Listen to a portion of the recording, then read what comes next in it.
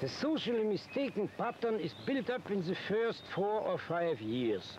Mostly we find as reasons for it imperfect organs, or that the child had been pampered, or that we find hated children is among orphans, sometimes illegitimate children, ugly children, not wanted children, and so on.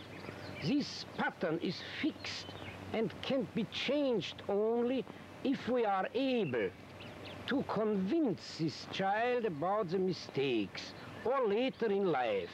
Therefore, we could eliminate the mistakes in this pattern, either in prevention, to educate the family how to educate children rightly, or we could make the school an instrument of the social progress, to recognize the mistakes in their beginning and to accomplish more social interest among the pupils.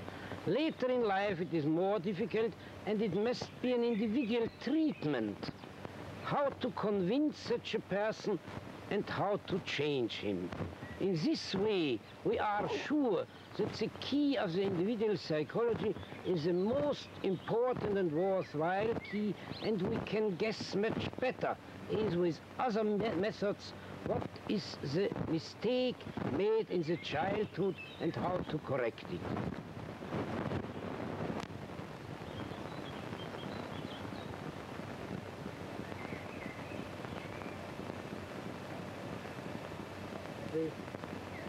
And so, ladies and gentlemen, I come to the following conclusion.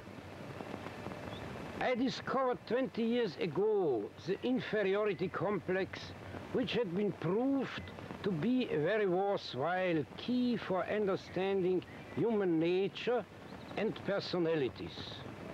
As I have explained, an individual is a unity from beginning of life, and his style of life cannot be changed without understanding the mistakes made in the roots.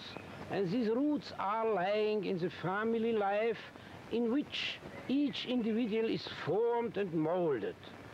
So we can find that his great striving to overcome the difficulties of life, his striving going on from a feeling of inferiority and leading towards the goal of superiority, is always combined with a certain individual degree of social interest.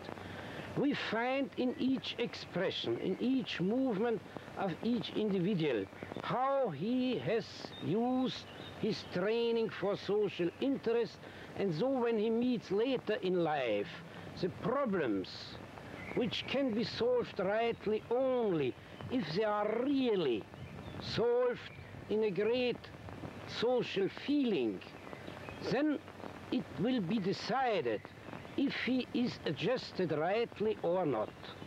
So we find at last that all the failures in life, problem children, neurotic and psychotic persons, delinquents, suicides, drunkards, and so on, are always lacking social interest.